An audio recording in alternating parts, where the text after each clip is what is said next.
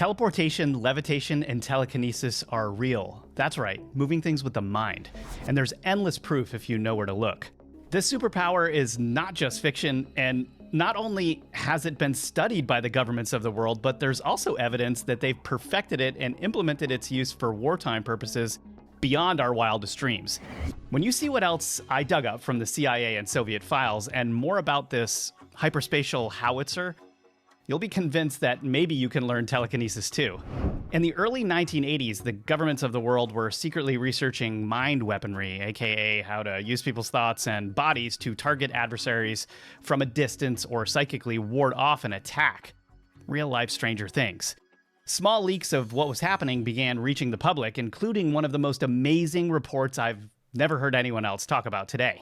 Washington Post reported the US military developed a hyperspatial howitzer, an interdimensional portal that could create a time warp over the North Pole and transport things through it.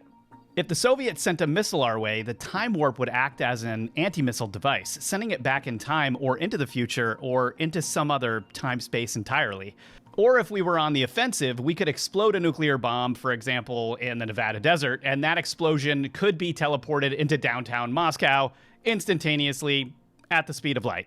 That's right, it didn't operate on technology, or at least not on technology alone. It was somehow operated with thoughts, literal mind power. But how did this even work? You can imagine how difficult it was to believe, but the Washington Post reported on the millions of dollars secretly poured into these projects by the Americans and the Soviets. Well, why? Control the power of the mind, and you can control the world. Have you ever wished you could float over the TV remote when it's all the way across the room, or teleport to work and skip rush hour? Maybe you grew up wishing you could levitate a spaceship out of a swamp, hack reality to stop bullets in midair, teleport wherever you want, or crush objects from a distance without ever touching them. I'm here to tell you that all of this is real, and I'm about to prove it.